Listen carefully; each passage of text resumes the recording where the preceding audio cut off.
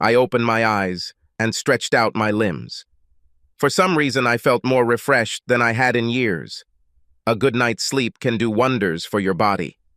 I heard a noise coming from the main bathroom and turned my head to the left to find out its source. An attractive woman quickly shuffled in front of me before stepping into the shower. I was delighted with her beautifully rounded ass and very large, but relatively firm, breasts.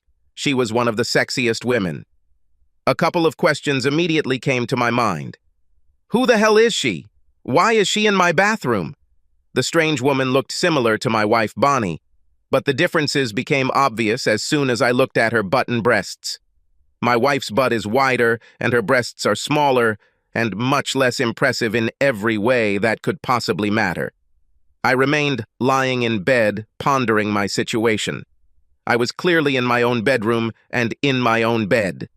Photos on the wall and a pine tree with a red birdhouse outside the window indicated my whereabouts. This was supposed to be my room, and I was pretty sure it was me. Then who was she? I tried to remember last night and found that I didn't remember it. I remember getting up, eating Cheerios, and reading the morning paper. Try as I might, I couldn't remember anything after that. How could I be sure that it was yesterday? When I got out of bed and pulled on my shorts, I had a very unpleasant feeling. As beautiful as a naked woman seemed in my shower, I just had to find out what day it was and try to determine what the hell was going on. I hurried to my home office and turned on my computer. Today, as I suspected, was the 10th of March. Only one day has disappeared from my memory, Friday.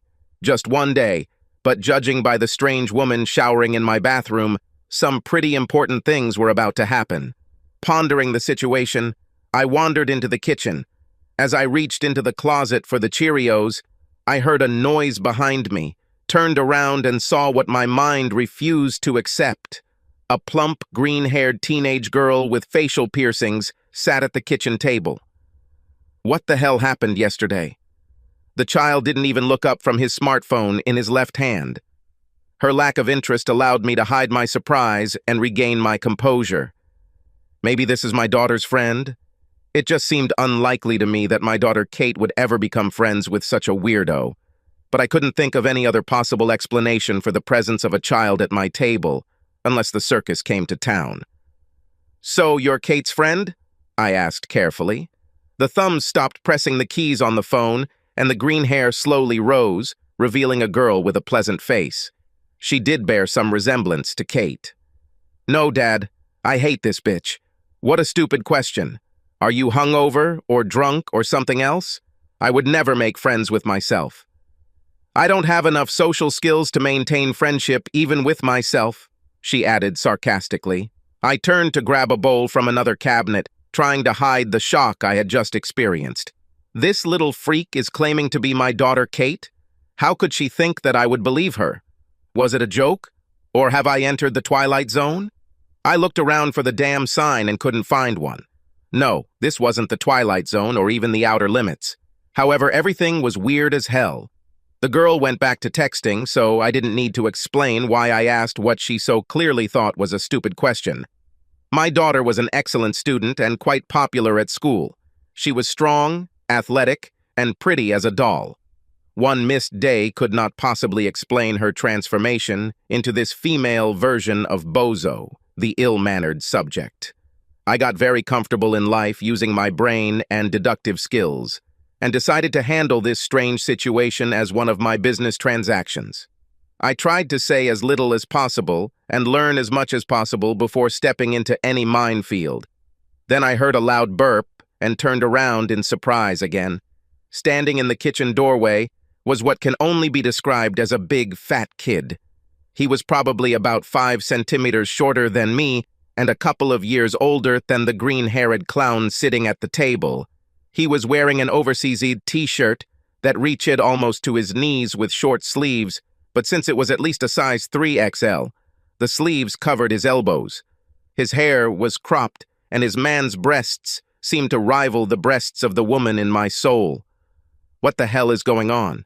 I watched in amazement as he walked to the refrigerator, pulled out half of the 2-layer cake, and carried it to the table.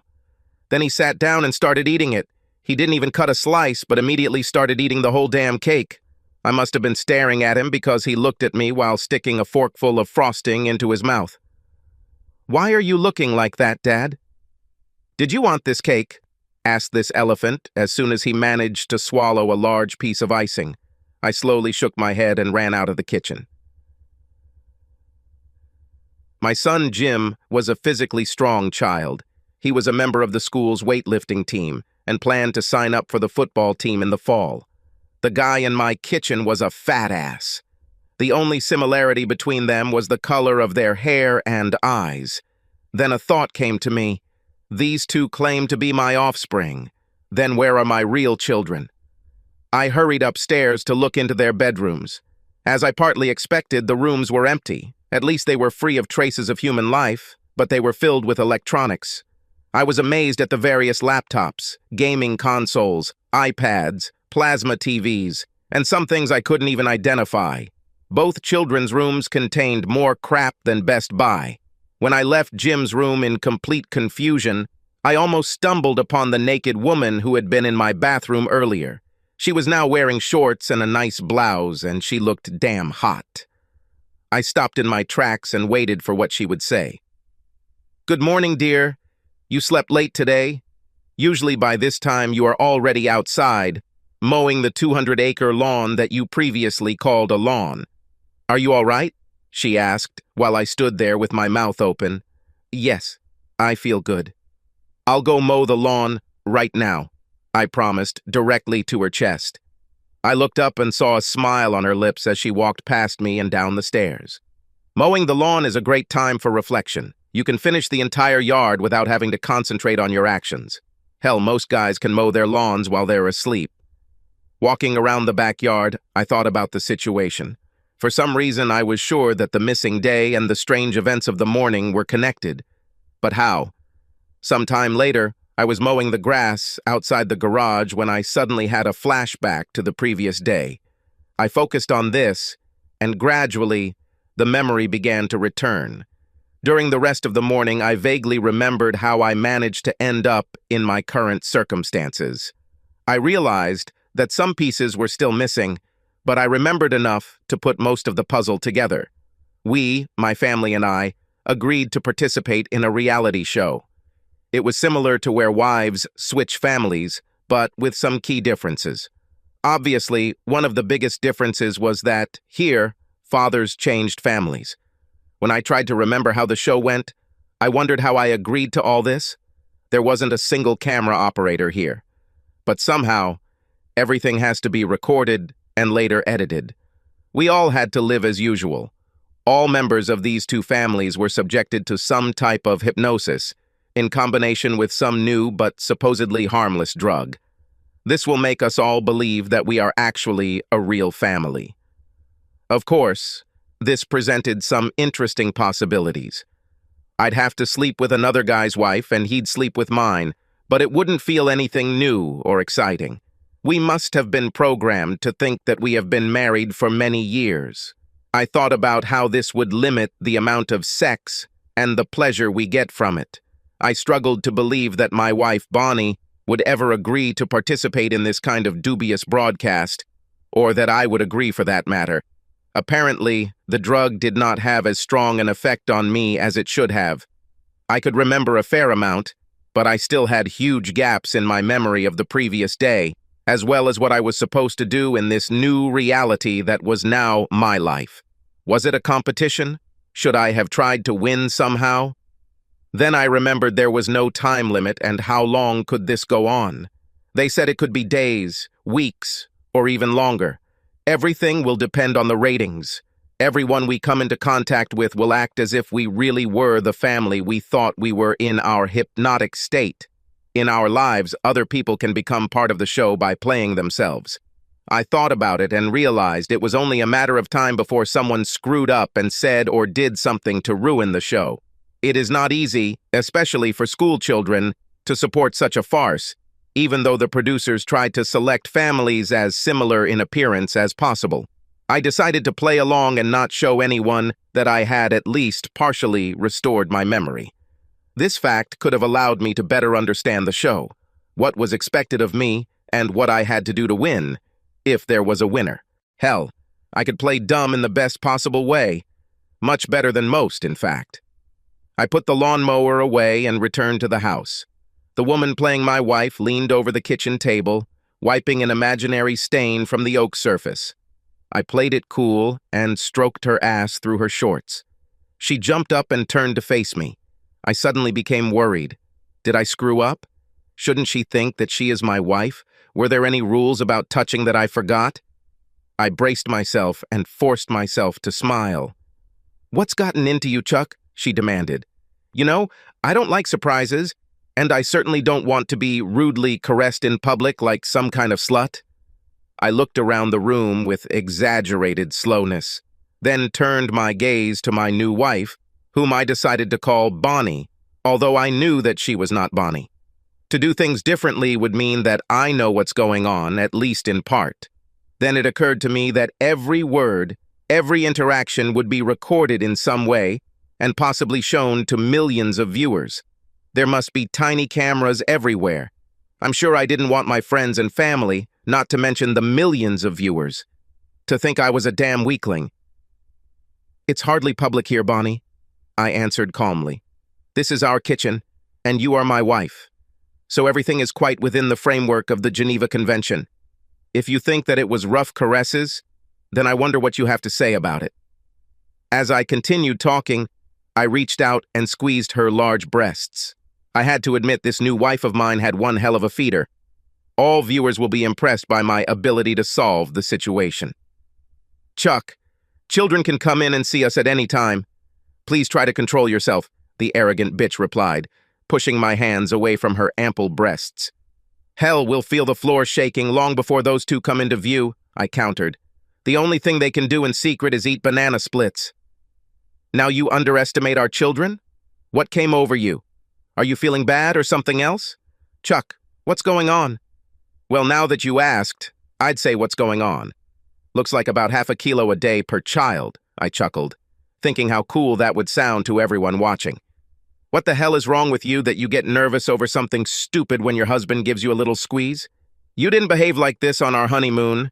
I dropped that last sentence to make the producers and directors think that I was completely confident that this was my wife and family. I was really starting to get into it.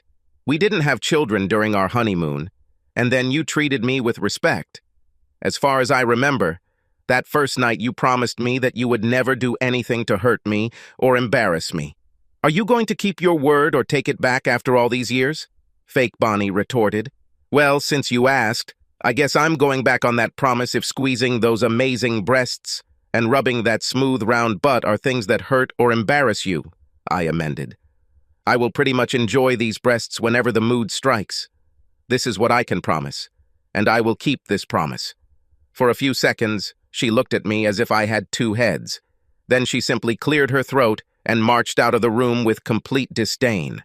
Then I realized that she was probably some kind of cold bitch, and her previous husband must have let her get away with all sorts of nonsense.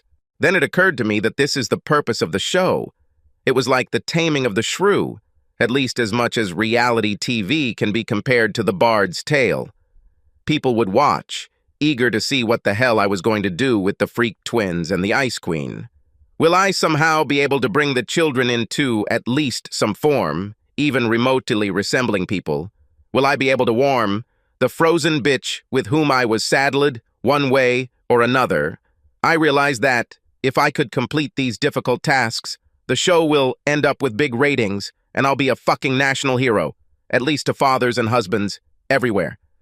Then I began to wonder if the real husband and father from this family was going to turn my real children into fat toads and my wife into a cold bitch. Doesn't matter, I'll just fix them when I get them back. I really hoped he wouldn't have sex with my wife, the real Bonnie, since she was quite timid and inexperienced. She never had sex with anyone other than me. And why did we agree to appear on this show? Pulling myself out of my thoughts, I walked out and jumped into my car. 2 hours later, I returned home and started cleaning out the garage. I pulled out all the good stuff I had saved for years but never used. There were a whole bunch of them, so I ordered a dumpster on Monday so I could throw out all the crap that was lying around. As soon as I finished sweeping the garage and remembered my new wife, fake Bonnie, PB, came out and announced that dinner was ready. I washed my face and entered our kitchen. My supposed son sat at the head of the table. He had already filled his plate with mashed potatoes, gravy, and 3 pork chops, and was stuffing his mouth with potatoes. Next to him sat green-haired Bozo, eating with one hand and typing with the other. I reached out and snatched the phone from her hand before she realized my intentions. I threw it in the direction of the trash can. He hit it sideways and bounced under a Chinese cabinet. I didn't slow down, and throwing the phone, I jumped up to the Hulk and threw him and the chair back.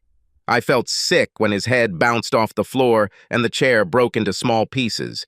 For a fat kid, he moved pretty fast. He jumped up, his face flushed as he shook his head to clear it.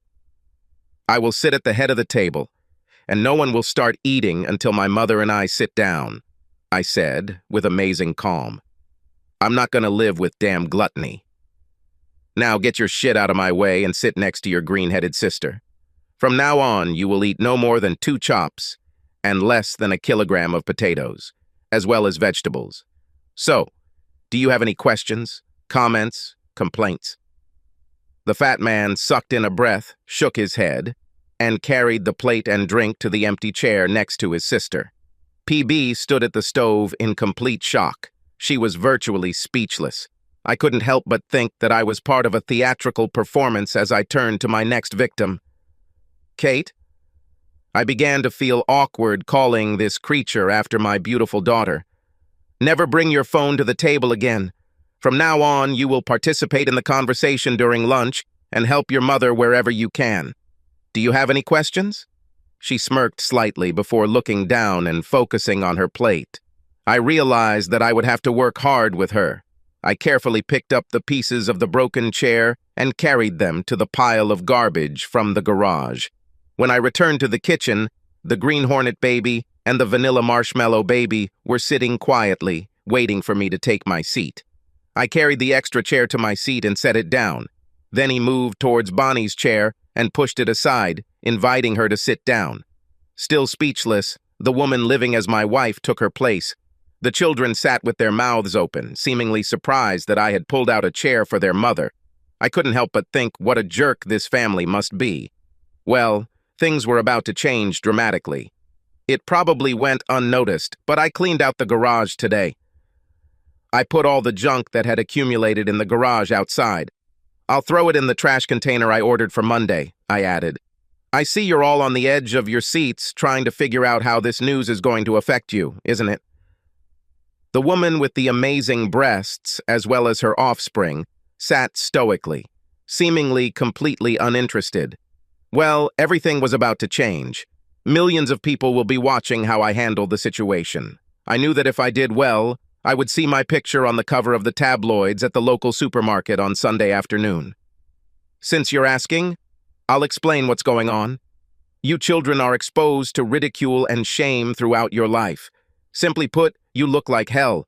If I took you to the beach, you'd be stabbed with 6 harpoons before you could even turn around. I imagined, with some humor, how my TV fans would love me for that.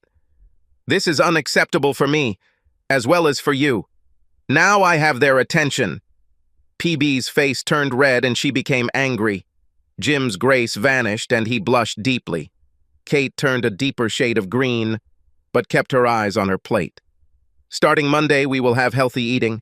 I contacted a nutritionist and she developed a menu for the next 30 days. Your mother will follow it when preparing dinner, I emphasized, looking into PB's angry eyes.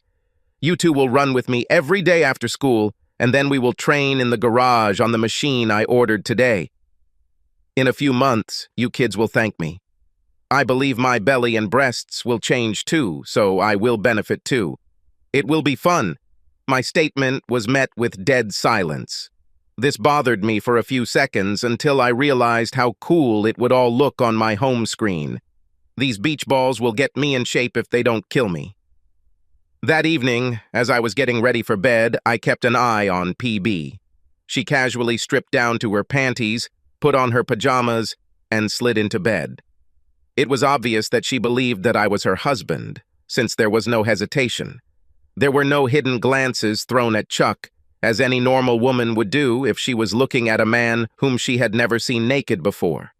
I threw back the blanket and climbed into bed. This woman may be an arrogant bitch, but her breasts and ass are all a man could ever want, and I was determined to have her. I reached for her chest, but she grabbed my hand. "If you think you're going to get anything from me after that performance in the kitchen during lunch, you can forget about it," she said decisively. "You ruined a good chair and almost gave Jim a concussion. You may have broken Kate's phone and may have caused irreparable damage to the children's self-esteem. What the hell happened to you?" It was obvious that I wouldn't get anything good out of her that night, so I decided to play for my audience. It was a distinct advantage to know that we were being filmed for future broadcast. "What about my self-esteem, Bonnie?" I shot back. "What the hell do you think I feel when my own children walk around like the living dead? I'm ashamed when they see me with these buffoons." "How can you talk like that about your own children?" asked the amazed PB. "You know they are going through difficult times at school. They are subjected to ridicule and bullying almost every day, and now they hear the same thing from their own father at the dinner table. I can't support this." "I can imagine it's hard for them, Bonnie. Hell, I'd be making fun of their asses myself if I were in school now. We were bullied at school too, and my old man showed me how to stop it fairly quickly." "Is it true? And why is it so difficult for me to imagine how your father solves any problems related to social interaction?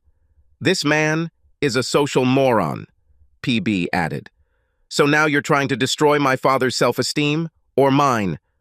I'll tell you how he solved the problem. I cried to him that a big kid robbed me. My dad told me to either shut up and deal with it or kick that guy in the groin as hard as you can. I sucked it up and was bullied for a couple more weeks. Then one day I just couldn't take it anymore. I drove the pathetic bastard's reproductive organs into his ribcage with my right foot. I spent several weeks under arrest, but the freak and his friends never bothered me again." I chuckled, remembering this scene. "So you're going to solve our children's problems by making them resort to violence? Tell me what happens if the bullies hit them back, or if the kids get expelled, Chuck Norris. This decision is not without risk, Bonnie, like nothing else in life. They need to learn to take care of themselves, and acting like clowns won't help them. I guarantee it. There are worse things than defending yourself and getting the crap kicked out of you.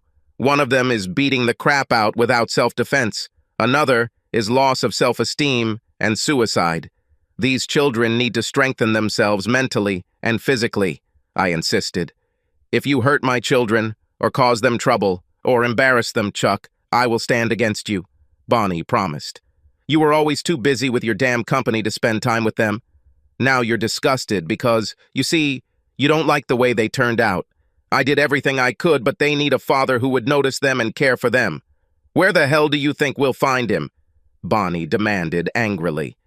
"You're looking at him, baby," I answered immediately. "You know that I received an offer to buy out our company, and I'm seriously thinking about it. If the lawyers and accountants can do something that won't choke us with taxes, it will all be over within a week. That's why I told the kids I would work with them to get them in shape." "Yes? Well, the road to hell is paved with good intentions, Chuck. You better not harm the children mentally, socially, or physically," Bonnie warned. Monday morning found me surfing the internet after the kids had gone to school and Bonnie had gone to work. I briefly considered following my supposed wife to see if she was allowed to teach my real wife's 3rd grade. I was interested in the question of how they were going to solve this. But then I dismissed the thought. I reminded myself that I should appear to have forgotten about the change in my family. If I started checking where my new wife was really going, it would bring unwanted attention to me. Our high school was quite progressive and gave us the opportunity to sign up online for information about what our kids were doing. We chose this option, so I went to the school website and entered our password. What I found was damn disappointing. Kate and Jim were slackers, to put it mildly. Their grades were barely passing, and their teachers' comments were quite disapproving. Typically, the prevailing view was that children could achieve more if only they worked themselves.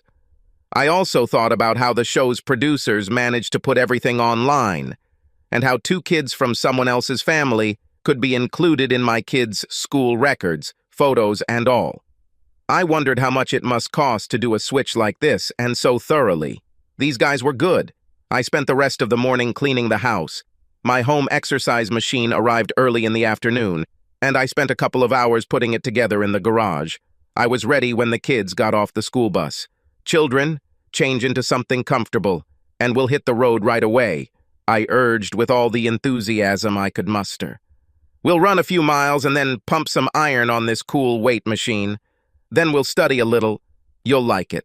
Jim was confused, and Kate immediately became angry. As I watched her simmer, I realized she had a few bad days ahead of her. I need to call Marcy.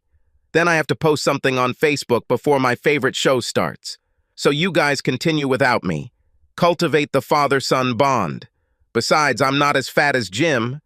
The little shrew grinned. I reached over and pulled the phone out of her hand and put it in my pocket. Then he extended his hand to Jim, and he put his cell phone in it. I put it in my pocket next to his sister's cell phone. There's a new sheriff in town, kids. He's a pathetic bastard, and he's pretty determined. Go and change your clothes. I'll be waiting here. Less than 2 minutes later, both kids came rushing back to find me in the garage, looking crazier than wet chickens. What happened to all my things, Dad? Kate demanded. My TV disappeared along with my console, laptop, iPad, nothing, Kate shouted. Now I won't be able to study or do homework. My room looks empty, Dad, Jim complained. What happened to all our things? Today I checked your grades online, guys, and they turned out to be pretty bad. Looks like all this rubbish didn't help your education much. Sitting around playing games probably didn't help your physical condition either. You don't have a birthright to every damn electronic device known to man. You need to earn it. The first step is to change clothes and go for a run with me. You'll get your stuff back when you earn it. Now let's get started quickly. The kids left, and Jim soon returned wearing sweatpants and a jacket. We waited another 5 minutes, but Kate did not return. I went to her room. The door was locked. Kate, open the door and come here. We're ready to start, I explained. Go to hell, Kate shouted through the door. This looks like a typical teenage rebellion, I announced loudly to myself and my television audience, raising my foot and slamming it into the door, throwing it open. Kate stood by her bed in stunned silence. She changed into some kind of workout uniform, and I was glad about that. I just took her hand and led her downstairs. I made the kids get into the car and started driving. Since we're just getting started and don't want our neighbors to see what pathetic losers we three are, we'll run along the skidder path through our wooded property next to your grandfather's house. This way, no one will see us, and we won't be too embarrassed, I reasoned. Jim nodded in gratitude, and Kate simply lowered her eyes. She was stubborn. When we got there, we easily ran less than 100 meters, and then were forced to walk. I took Kate's hand and pulled her along. I warned her that I would literally drag her along if she didn't start working to keep up. We walked as fast as we could through the remaining 3-mile loop through the forest, and we were all sweating profusely when we finally made it to the car. I drove home and managed to grab Katie's hand before she disappeared into the house. I took her to the garage, and Jim went there of his own accord. My sheeny new weight machine sat there, waiting for us to start getting stronger. I started training with the kids with easy reps and did everything with them myself. I promised Kate that if she worked with us for 20 minutes, I would let her go and take a shower. Then she can sit down to read books. Jim showed some interest in certain exercises and did some of them better than I thought. By the time we finished and went inside to clean up, my arms and chest were very tense. Why doesn't the TV work, Chuck? Bonnie asked after lunch was over. No channels turn on for me at all. I turned off the cable, Bonnie. You don't watch TV that often, and the kids watch too much. The TV in our bedroom is still on if you want to watch it. The kids are determined to improve their grades, and the TV show American Idol is not included in any college entrance exam I've ever heard of, I explained. Bonnie looked at the children sitting with their noses buried in their school books, and then back at me. She then picked up the novel, opened it to her page, and began to read. That night in bed, I slid next to fake Bonnie, reached under her top, and cupped her juicy breast. "I don't think so, Buster. You didn't tell me why Kate's door was broken, and why the kids were so quiet, and why they were studying, and what happened to all their electronics." I explained what happened that afternoon while Bonnie just shook her head in disbelief. "What the hell is going on with you, Chuck? You're not acting like the man I married. You are cruel and indifferent to the needs and feelings of children. You destroy the house, one chair or door at a time. Did the doctor prescribe you medication or something like that? Will you beat me until I have sex with you?" "Damn it, Bonnie. I never force myself on a woman if she convinces her that she doesn't want me. This certainly includes you. Have I ever touched you in anger?" I was curious what her answer would be. Who knows what that ass she was married to was capable of? Perhaps he was a weakling who beats women. "No, Chuck. You know you never came close to hurting me like that. It's just that your behavior has been strange lately, and that concerns me. But I won't tolerate hurting children either," she warned. I rolled over and closed my eyes, wondering how much of the bedroom scenes would be edited out. The next day, after we finished our run, PB met us in the garage with 3 shoe boxes in her hands. "Since you 3 are determined to improve your fitness, I thought you might like some good running shoes," she said, handing each of us a box. We all put them on the next day, and they actually felt a lot better on our feet. "When will you return my phone?" Kate asked a few days later on the way home from our run in the woods. She caught me off guard because she hadn't said a word to me since I kicked in her door. She offered no resistance to our new established order, although it was obvious that she did not want him or me. "Okay, Kate," I replied evenly. "What do you think was a reasonable purpose for restoring your telephone privileges?" "You know what I'm trying to do and why. What do you think?" I asked. "You want us to get better grades, lose some fat, and get stronger, and look more like kids you can be proud of," Kate suggested. "It will take forever to get as skinny as you want, or to run as far as you need to. How about if I stop dyeing my hair different colors?" I considered her request carefully before answering. "I will say that as soon as your hair returns to its natural color and you get rid of all your piercings, I will return your phone." Kate's face darkened. She crossed her arms and pouted. She never expected me to be so tough. She was stubborn, just like me. The next day, she surprised me again. We were in the car heading home after our feeble attempts at running. "How about this, Dad? I will immediately remove all my piercings and stop dyeing my hair for my phone. It will take a couple of weeks and a lot of washing to get them back to my natural color." "That's fair," she concluded. "Okay, as long as you continue to do your schoolwork and exercises. If you start backing down, you'll lose your phone again," I warned. To my surprise, Kate extended her hand and smiled. I took her hand and shook it. "We have agreed to." Jim had been quiet during Kate and I's conversation, so I decided to see if he was going to ask for his phone number too. "Jim, do you want to know what you can do to get your phone back?" I asked. "Not really, Dad," he answered without enthusiasm. "I don't have any friends to call anyway, so I hardly miss it." I felt bad for the child, but knew that better grades in school and better body image would help him immeasurably. Damn the father who allowed his children to plunge into such depths. On the other hand, Jim never slacked on his running or training, no matter how pathetic his running attempts were. I was determined to stay the course. PB was really helpful with the diet.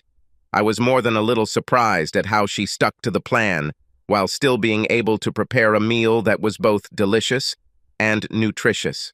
She was truly an excellent cook. She was also a very good mother. I couldn't help but notice how comfortable both Kate and Jim were with her. They discussed movies, friends, school, almost everything, really. Bonnie never preached, but continued to point them in the right direction. This family seemed pretty strong. The obvious weak link was the asshole father. I just hoped that my influence would be enough to lead the children on the right path. I was kicked out of the bedroom. I began to suspect that my so-called wife had also regained some of her memory because she wanted nothing to do with me. For the first week or so, I wasn't too worried as I felt a lot of muscle pain and fatigue from working with the kids. Afterwards, it started to irritate me. I have always had a very satisfying sex life with my real wife, and forced abstinence has never been part of my lifestyle. Finally, One night it occurred to me. I tried to caress PB in bed, and she again rejected my advances. I lost my cool. "What the hell is bothering you, Bonnie? You're acting like a cold bitch. Are you stupid, Chuck?" She was indignant. "I tried for years to get my kids to eat right, and you kept bringing home candy, soda, chips, desserts, fast food, and tons of ice cream." Finally, I gave up. And suddenly, last week at dinner, you announced that you had spoken to a nutritionist and that there was a menu that you wanted me to follow, as if it were my fault that the food I cooked for you at the time was too much. Too many calories and not enough iron, protein, good carbs, and all that crap. You let yourself go and encouraged your kids to be couch potatoes by giving them all these damn electronic gadgets because you're a software genius and you wanted kids to be exposed to that shit at an early age. So now I have 2 fat children and a ball of lard as a husband, who, by the way, shifts all the blame for this onto me. Do you think this might have something to do with why I'm not encouraging you in bed right now, Chuck?" She finished with sarcasm. Wow, I had no idea how much she despised her husband. The guy was a real asshole, if anything PB told me was even remotely true. He was the reason kids got fat, and apparently he was pretty pathetic. I realized that I need to do my job faster. I also realized that she had no idea that I was not her husband. She blamed all his nonsense on my head. It was also clear that the guy's sex life had been in the toilet for some time. PB has largely given up on love and romantic feelings. She felt empty and lonely, abandoned by her fat, stupid, workaholic husband. "Okay, Bonnie," I said softly before deciding to play to the crowd. "I can see that you're a little on edge, so don't worry about giving me pleasure for a few days. I can wait until you feel better about all this." "Asshole," that was all she said, rolling away from me and closing her eyes. I thought I'd give PB a few days to come to his senses before I tried my luck again. On Tuesday evening, she informed us that we were invited to a party on Saturday evening at our neighbor's house. I decided that this would be a night of opportunity for me to score a goal against this annoying but sexy woman who was supposed to be my wife. Yes, I didn't know anything. The party was a couple blocks down our street, so we decided to walk so we wouldn't have to worry about driving after we'd had our drinks. As we walked, I wondered what it would be like. Everyone at the party had to be informed that the real Bonnie had been replaced with a lady from the TV show. How will they deal with this? Will PB be familiar with the people my wife has known for years? How can this knowledge be programmed in a person? Did she have a folder with all the photos and stories of our friends and neighbors? I began to understand the extent to which the producers went to create a seemingly real reality for the show. PB was wearing a low-cut blouse, and her cleavage looked fantastic. I knew audiences would expect me to rock their world soon, and little Chuck was eager to show audiences what he could do. I decided to give PB a little drink and take her home to show her and the audience her inexpressible delight. I saw her mingling with the other participants. How can they all be such good actors? Everyone chatted with her as if they had known her for years, and she knew the names of the guests and their children. Like O.J. Simpson, I was beginning to wonder how deep this conspiracy went. I had a couple of beers and kept the PB in my sights. I couldn't cling to her all night because we were supposedly married for years and that wouldn't be normal. However, I wanted to be prepared if she showed signs of getting a little tipsy. That would be my cue to rush home with her and show the fans how a real man treats his wife in the old bedroom. Then I saw that damn Steve Fargo started hanging around PB. He was married and had 3 children. However, his wife was at home caring for their 6-month-old baby, and he was at a party, showing interest in the treasures under PB's panties. What an asshole. I had to admire his determination. He was not pushy, but persistent. He chatted with PB about this and that, brought her drinks, and even shared some snacks from his plate. It's good that I paid attention to his every move. Otherwise, I would not have noticed how he took PB out the back door. I had been in the house often enough to know that there was a patio and flower garden at the back. It was a pretty good place for romance if the couple were so inclined. I slipped out the front door and walked slowly around the house. I heard them before I saw them, and part of it was because they were in a dark area near an old bench. When I finally saw PB, she fell into Fargo's lap while he was sitting on the bench. I heard the surprise in her voice as she realized the situation she was in. "Steve, you shouldn't do this. We are both married and have children, so please let me leave before we get into some trouble," PB reasoned. "Bonnie, no one will find us here, so don't worry. And besides, what can Fat Chuck do if he finds us?" that bastard asked Fargo. "You're too good for him. You need a man to show you what you've been missing." "Steve, I don't think—" "Ah!" Bonnie squealed when that fucking Fargo pulled her face towards him and tried to swallow her tongue. What little light reached the secluded bench was suddenly blocked by my approaching figure. I was furious, but I could still think about what exactly my fans expected from me. I realized they needed to see me kick Fargo's ass. This would make a good reality show. "What the hell is this?" I growled, yanking PB off Fargo's lap and out of his arms. I noticed that her breasts in the low neckline of the blouse were masterpieces. I realized that when it was all over, she would receive fan mail from fans. Here, Fargo made the mistake of standing up. I swung and hit him in the face so hard that I knocked his hand off. I was about to hit him in the groin before he came to his senses when I heard him growl. To my indescribable shock, Fargo was still standing, but at least he rubbed his chin decently before knocking me to the floor with a right hand that I didn't even see. Struggling to regain my senses, I felt a strong blow to my groin. I bent over in a fetal position and threw up all the beer and hot wings I had consumed throughout the evening. "You're a stupid fat bastard. You should think better before you get involved with a real man. You can't take care of your wife, but some of us can, and we will. She's too good a piece of ass for a lump of fat like you." Fargo laughed before turning and heading back to the party. PB cried as she adjusted her clothes. I managed to get to my hands and knees and tried to stand up carefully. She leaned over and grabbed my left hand. "Just leave me alone, damn it," I managed to wheeze. "You've already done enough." After that, I managed to get up and take a more or less vertical position. I was still inclined to hold my lower belly, but now I could move, so I headed to the sidewalk and turned north towards the house. Suddenly, I missed my real wife and real children. And why did I take part in this damn TV show? Things were going great in my life. We had no reason to get involved in this nonsense. As I walked home, I wondered if there was someone I could call to get me out of the show and reunite me with my real family. Then I looked at the PB issue.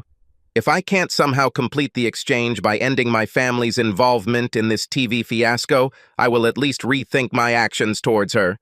Was it my responsibility to take my damn frigid wife with me? Especially when she was only frigid with her stupid husband? Hobbling along the sidewalk, I decided I'd had enough of her lousy attitude. Let her fuck this whole damn area. What difference does it make to me? I'll still laugh when the show is over, and she finds out that the whole country has seen what a liar she really is. I'd like to see the look on her face. When I got home, I could barely get upstairs.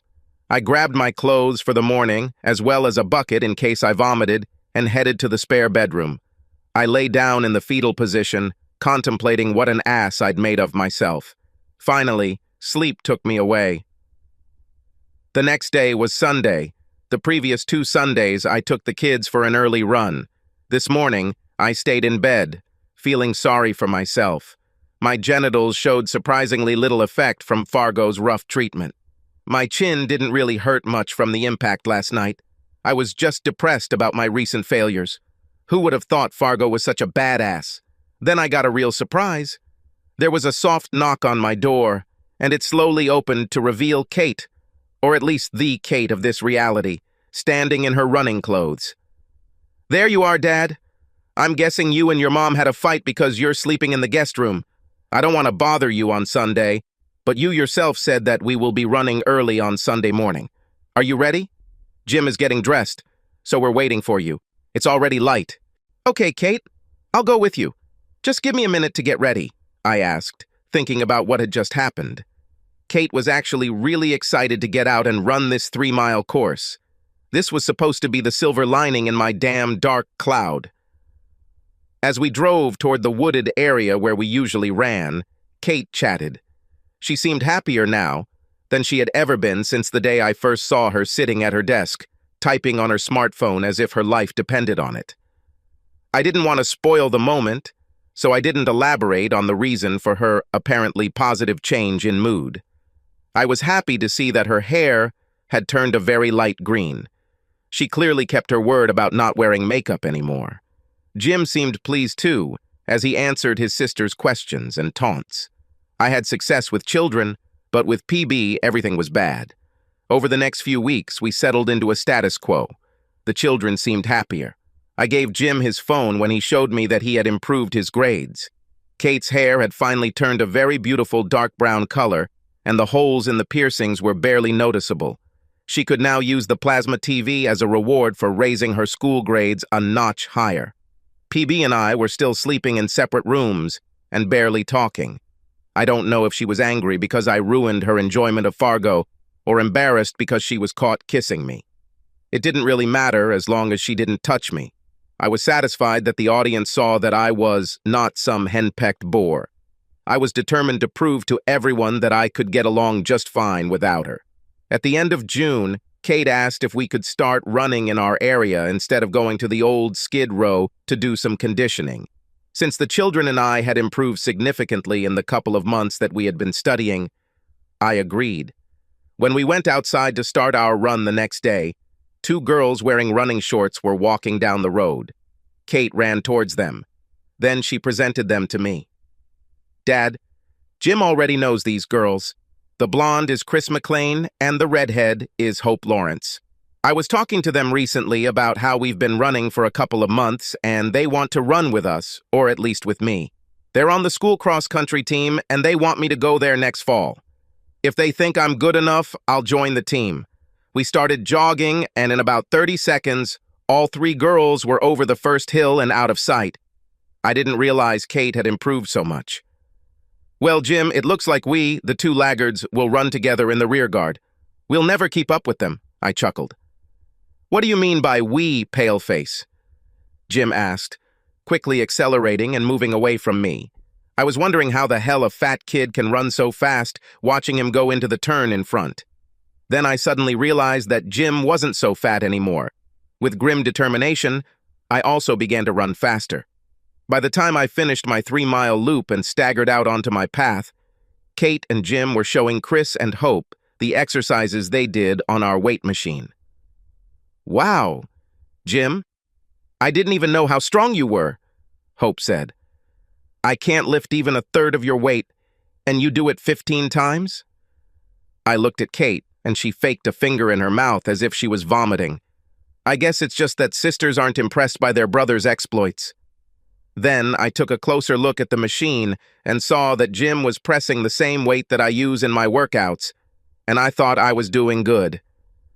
"Jim, you should join the weightlifting club at school," Chris suggested, watching almost admiringly as Jim finished his exercise. "My brother takes part in it, and he likes it. He says it helps him stay fit and strong for football.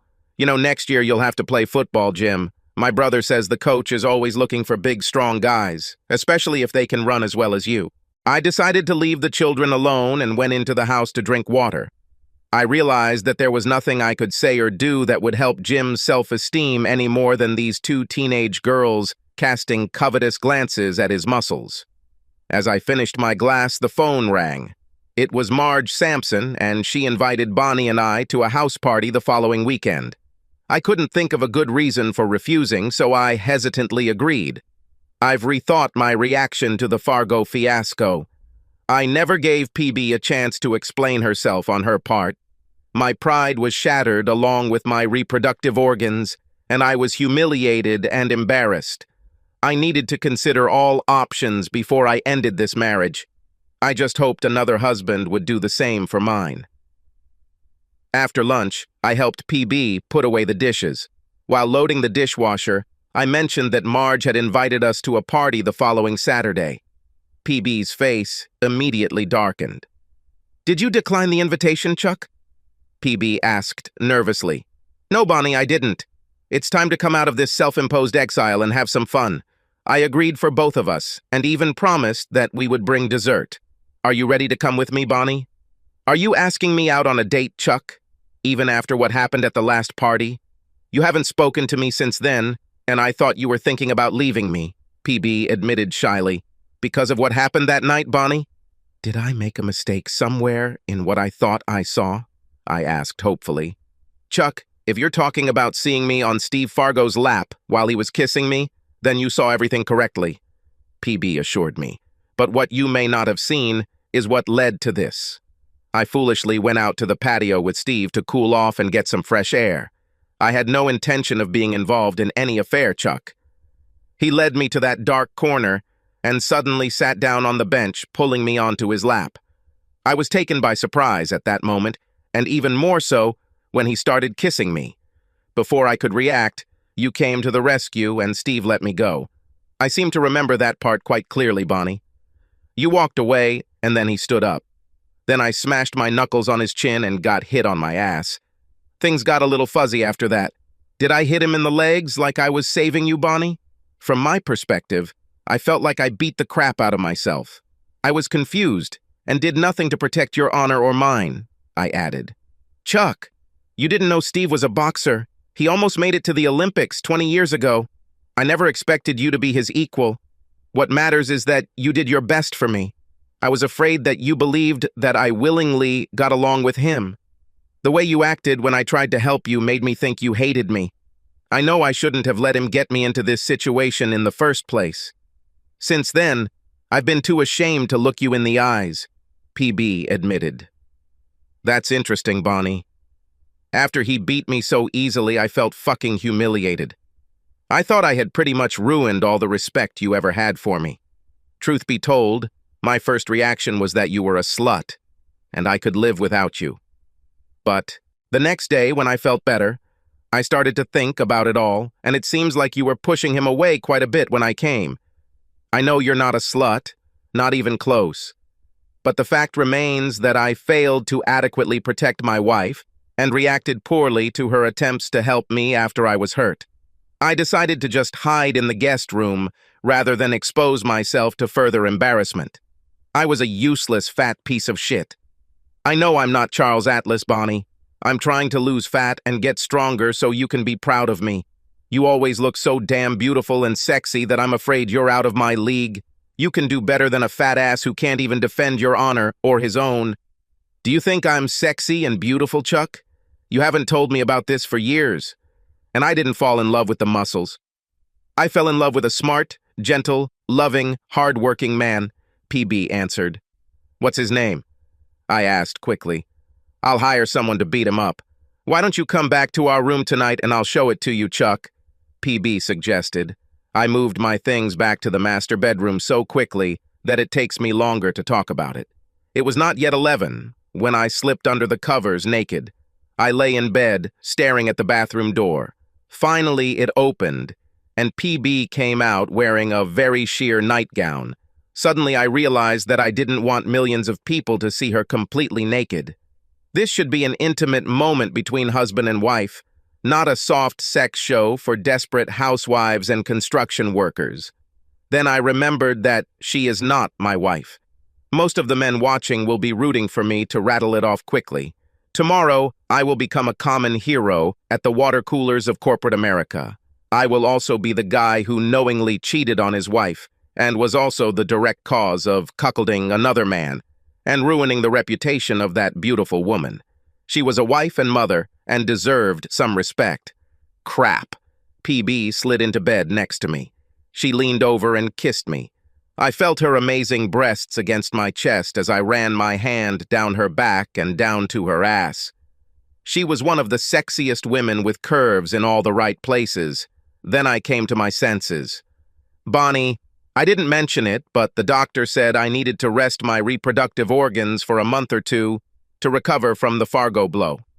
I lied, hoping it sounded plausible. Let's just lie in our arms for a while. I should make a full recovery soon. Doc doesn't want me to get too excited. He said it could cause permanent damage, so I shouldn't let myself get too excited. Oh, Chuck, I didn't know how much pain he caused you. Is the doctor sure that you will be completely cured? I feel terrible that I caused so much pain. Is there anything I can do to help you relax, darling? As she spoke, PB pulled back slightly to look at my face. Her wonderful breasts swung freely just below my chin. It was all I could do not to explode right then and there. "Just hold me while we sleep, Bonnie, and I'll be a happy man." As she snuggled close to me and fell into a deep sleep, I thought about the situation. There was no doubt that this TV show would go beyond the internet, and I would be shown many times over the next 20 years. I had to think about what image I really wanted to project. I was lucky that my little trick of knocking Jim over while he was overeating at the dinner table didn't cause him any serious harm. How would I explain to his real parents if I caused brain damage or death? How would I meet my wife if I had this beauty sleeping next to me? When did the children watch the show? I could always claim that I was hypnotized and honestly believed that this woman was my wife, but I knew the truth. I started rethinking what I wanted people to say about me as they gathered around the water cooler talking about the show. I had the decisive advantage of knowing that I was participating in the production of real reality and could try to become one of the good guys. The rest of both families believed that this was reality. I decided that if my wife was actually having sex with her supposed husband, I wouldn't object to it. How could I when we both agreed to appear on this stupid show? What the hell was I thinking when I agreed to all this? I didn't need money. Was this a chance for glory? Did Bonnie talk me into it? Or did I persuade her? Or was it a mutual decision? I just couldn't retrieve any memories of discussing the decision with Bonnie and the kids, and that bothered me. We walked across the street down the block to Marge Sampson's house. PB looked very good but showed much less of her breasts than at the previous party. I kept pulling up my pants as we walked. I bought these a couple of weeks ago because my old ones were getting too big. Now the new pants didn't fit either. PB stayed by my side and I really enjoyed her company. I learned what an interesting, intelligent woman she is. It's funny how much men can learn about a woman when they stop focusing on her charms and actually listen to what she has to say. Steve Fargo showed up, this time with his wife in tow. She was a little mouse and seemed very afraid of this pathetic asshole. No wonder he wanted to fuck PB. There was no comparison between these two women, and we both knew it. I purposely made my way to the beer cooler at the same time as Fargo. "I understand why you're so hot for Bonnie, damn it," I smiled, speaking quietly so only Fargo could hear. "Your poor wife looks like a damn mouse afraid of her own shadow. Bonnie has it all, arms down, breasts up, and she is my wife. You probably think about Bonnie when you have sex with your little mouse, don't you, Fargo? I just want you to know that I am a gentleman. I guarantee I won't be thinking about your wife while having hot sex with Bonnie tonight." Fargo just scowled angrily, but I smiled and walked away. I didn't consider my ridicule to be a real form of revenge, but I decided to save it for a time when I was in very good physical shape and when every minute of my life would not be videotaped. I wouldn't want my plans for this asshole to be witnessed by anyone, let alone broadcast on network television. PB and I had a great time with our neighbors and friends. I may have had 1 or 2 more beers than I should have, but I was far from drunk. I was just tipsy. PB didn't mind at all when we were able to go home. We walked up the stairs and successfully walked down the hallway to our bedroom. I don't know exactly how it happened, but as soon as the door closed, we pounced on each other like animals in heat. I pulled PB's dress over her head and threw it in the direction of her closet. She was tearing off the buttons on my shirt in a desperate attempt to unbutton them, and we had sex. I haven't enjoyed sex this much in 20 years, if ever. After all, we lay side by side for several minutes before she whispered in my ear, "Chuck, that was the best sex we've ever had. Where is my husband and what have you done with him? You were fantastic and I want so much more of what you just gave me, ladies' man." I suddenly realized that I had done exactly what I had decided not to do. I had sex with another guy's wife. Everyone will know about it. Hell, a lot of guys are probably recording this so they can watch it over and over again. I knew I would have done it if it had been anyone else. What should I tell my wife? Were my last thoughts as I fell into a deep sleep. The next morning, I woke up feeling physically great, but emotionally, I felt bad from making love to another man's wife, especially after I had done such a wonderful job with her. How the hell will he ever measure up to the sexy machine now known as Chuck? Then I felt more than a twinge of jealousy when I imagined PB sleeping with another man, even if it was her husband. This very realization upset me more than I wanted to admit. I took my emotions into account, and it was very obvious that I had strong feelings for the sexy woman lying next to me. It made me feel guilty when I thought about my real wife. I could barely remember what she looked like. I got out of bed and used the bathroom. Then he went down to get his bowl of Cheerios. When I reached into the closet, a joyful voice sounded from the table. "Good morning, Dad. Leave at least some energy for our run. Looks like you and your mom had a marathon last night." Kate laughed. Kate! My real daughter was sitting at the table. Her hair was pulled back into a ponytail. She was wearing running shorts and a sports bra. Her stomach looked firm and toned, and her legs were long and athletic. "My beautiful Kate is back. Why do you look at your sister like that, Dad?" demanded a voice from the kitchen doorway. I turned in that direction and saw my son, Jim, standing there. He held his shirt in his hand. His chest and abs showed muscle and definition, with a slight hint of waist. His easy smile and deep blue eyes reminded me of his mother. He looked like a very healthy child. Then I thought about my wife. Is she back too? With some trepidation, I returned upstairs to our bedroom. Carefully, I pulled the sheet off the sleeping figure. I admired the beauty of the woman sleeping in my bed. Her breasts were a work of art, and her legs were long and slender. Her face was beautiful. But she was not my wife. I left the bedroom and headed to my home office. I suddenly realized that I had to call Dr. Roberts. He will fix everything. I opened my file cabinet under his name and saw a DVD in it. I pulled it out and inserted it into my computer. What was it, and who put it there? Suddenly, the monitor lit up and Dr. Roberts appeared on the screen. If you're watching this DVD, Chuck, it means one of three things happened. First option, 6 months have passed and you have not found a solution. The second option is that everything in your life has become what we in the field of psychiatry call a big pile of dog shit. And finally, number 3, you have conquered your demons. Look who's sitting next to me, Chuck, the good doctor continued as the camera pulled back and panned to the right to reveal the fat guy. The guy was actually me sitting next to Dr. Roberts. This video is being filmed on Friday, March 9th.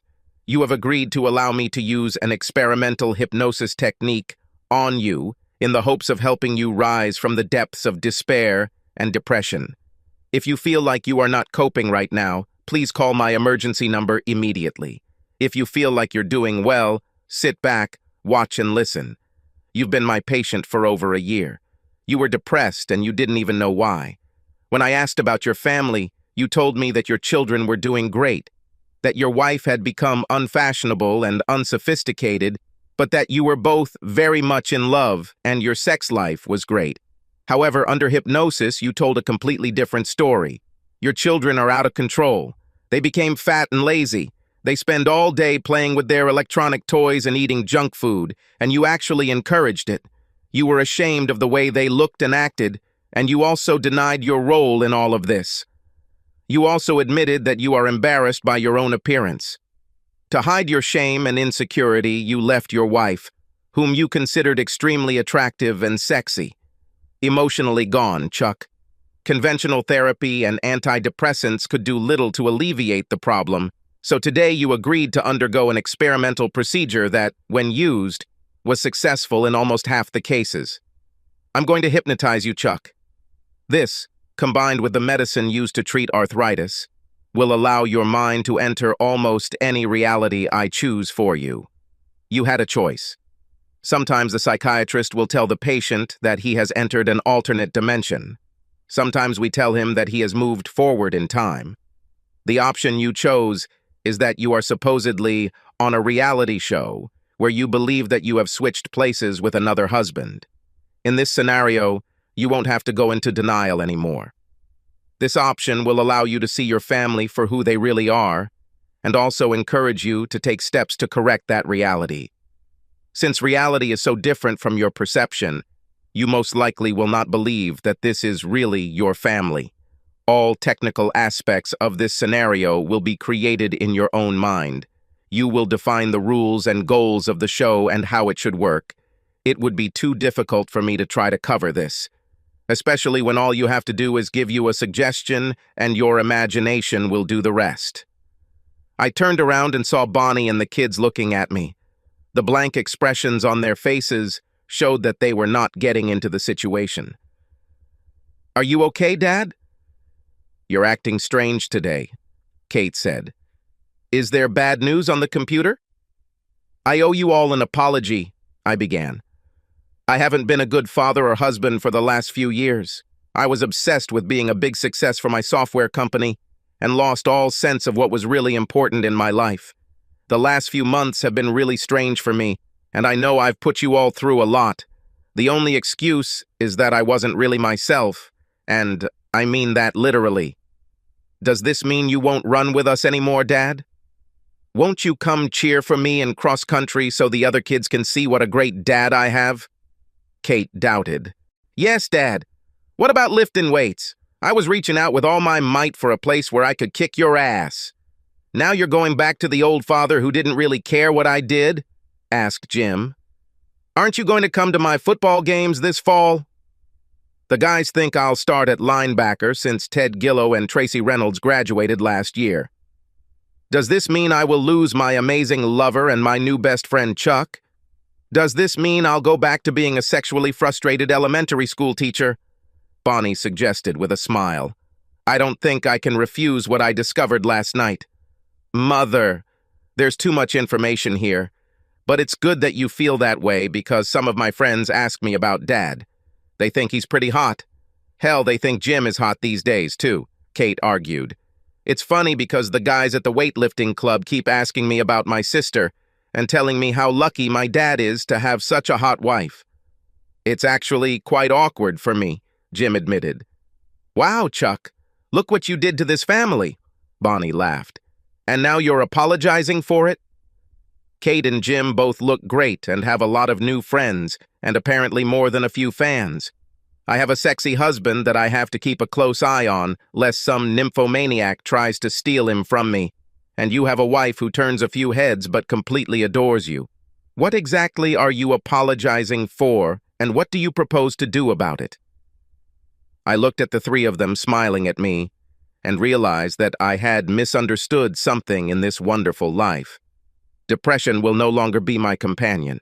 "Since we're speaking frankly here, I think I'll take you upstairs now, Bonnie, and show you why you never have to look at another man of any age. And then I'll kick Kate's ass at 3 miles and destroy Jim in a training program that will force him to admit that I'm still the boss and he's just a grasshopper." I grinned. "Dad, all this sounds good, but I suggest you first go for a run with us. Secondly, carry weights and take care of Mom last. It's not like she's going to let you out before lunch, and you know you won't be worth shit after she's done with you." Kate laughed. "Subscribe to our channel so that your second chaff doesn't cheat on you, and go ahead and listen to the next story, because this story is nothing compared to the next one. If you're under 18, don't even think about listening to the next one."